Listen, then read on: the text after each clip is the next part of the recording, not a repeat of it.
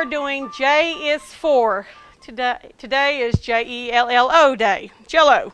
So I know it's name brand, but we're going to use name brand and not name brand this evening. But we are doing JELL-O tonight, something really easy tonight. So we're going to start off with, everybody has probably done one of these, is a Patriotic poke cake. And very, very simple. We're going to fly through this. Hopefully I don't talk too fast. All right, you can make this out of any flavor of gelatin you want. You can do it any time of the year. I do lemon during Easter in the springtime, but you can do any color you want. Kids love this. I've already made one set. This one got a little lopsided because I had 4 cakes in the oven at one time. I've already cooked my white cake mixes.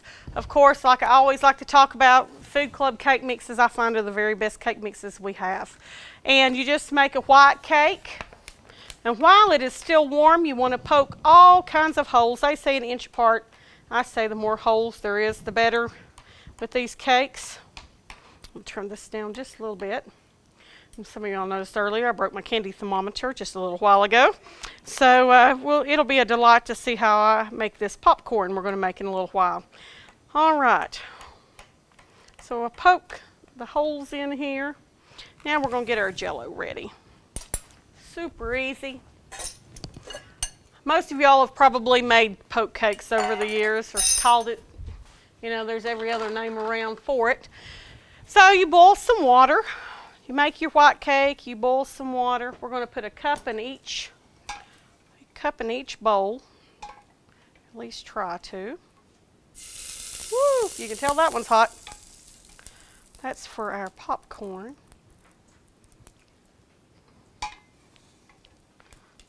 See, I was ready tonight. You know my task with this stove, so I'm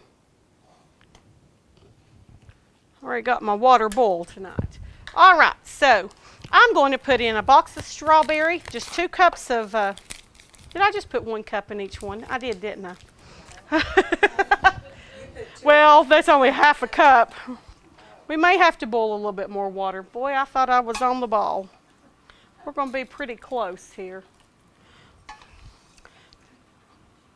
Well, I know this other one I'm going to have to really, probably not the best way to pour this. Jared, please don't film this. Probably broke every cooking rule there is. There we go. All right, we'll do. All right, so I'm going to put a box of strawberry Jell-O in 1 bowl. I was right. It's a cup in each box, or in each bowl. Yep, I was right. I was right the first time around, ladies. Oh, well, our strawberry's going to be a little thinner in this second cake. All right. Oh, well, see, I done made a mistake tonight. I thought, well, something still didn't look right when I put all that water in there. It'll be all right. It'll just be a little bit blander, but they're a very good cake. All right, so I'm doing strawberry tonight and berry blue for the 4th of July. You can use whatever color you want. Just dissolve that in your water. So we've got Jell-O, so you don't add any cold water to this.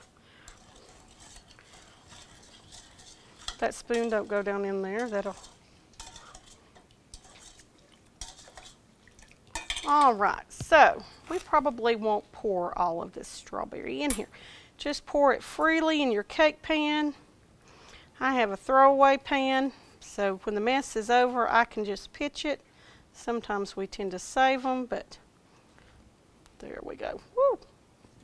All right, and we're going to let that soak in. Get the rest of that didn't quite dissolve. Get it on there too. Well, I got all of it on, believe it or not. All right, on to the next one, to the blue. And you can do layer upon layer. You see that I ran over just a little bit in the beginning. I'm going to set that right over here for the moment. You can, if you want to make more than 1 cake, you certainly can. If you want to divide your layers after they're done, you'll of course have to let them cool. Using sewing thread or fishing line is always a great way to split your cake layers. And this will soak throughout. And of course the point of this is that when you cut into the cake, you're going to have a red and white layer and a blue and white layer in time for 4th of July. All right, well, we're going to go ahead and pop these in to cool. You usually want these to cool about 3 hours, and of course with time constraints we don't have 3 hours tonight to let them cool. So we're going to pop these in the freezer just a few minutes. And I'm going to pull another one out. Hopefully it'll be close to being done.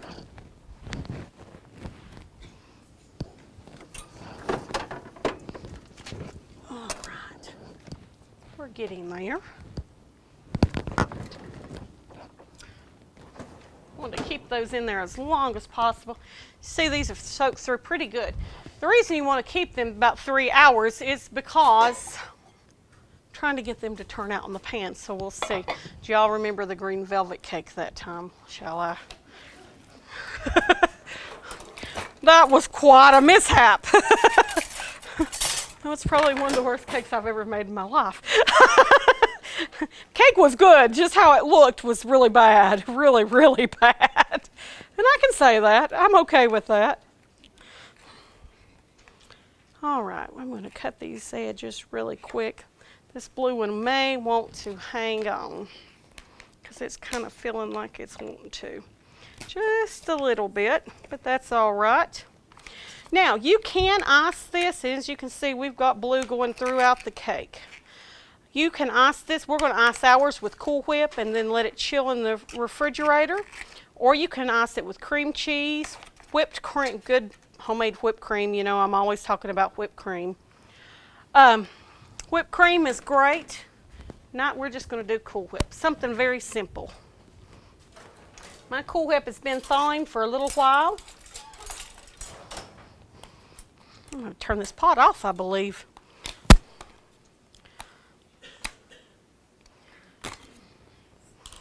All right. It's been thawing just a little while. You know, it amazes me how the middle of Cool Whip never seems to thaw all the way, and the outside can almost be runny. So I'm going to put a slight layer on here. Not the best, the prettiest cake I've ever made, but if I'd let it set a few hours, it would be.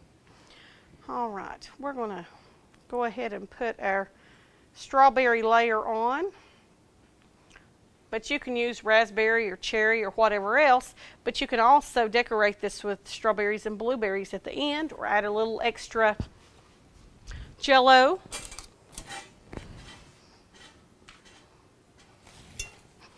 Okay. All right. Now I can smell the pot I have on the stove that I had butter in. Kind of got a little warm. For once, the stove got warm. I shouldn't complain. It just has a mind of its own. Different than mine. Okay, not too awfully bad. There we go. Now, maybe brush a few crumbs away. And I should have brought some more Cool Whip because I like lots of Cool Whip on mine. And as you can tell, we have a few little lumpy places. But this is a simple Jell-O dessert. That's the whole point. You know, you want to spend time with your family. If you're in the kitchen the whole time, everybody gets to congregate and meet, and you're still in the kitchen and cleaning up, and you kind of miss everybody. Now, I usually frost all the sides. I'm going to go get another Cool Whip here in just a few minutes. You can frost the sides of it, or you can leave it like this so you can see the different layers. But I like to frost the whole thing because it's a nice little surprise. So we're going to let this chill a little bit, and then I think I'm going to go back and I'm going to frost the rest of it. Like I said, this is, you can make it as fancy or as simple as you want. You can also put this in a 9x13 pan if you're not wanting to do more than one kind or one layer. You can also put fruit in between the layers if you like, and then fruit on top. That's always really good. All right. So that is our poke cake, and we're going to finish decorating it in just a few minutes. As you can see, it needs just a little bit more decoration, but I'm going to get it firmed up just a little bit.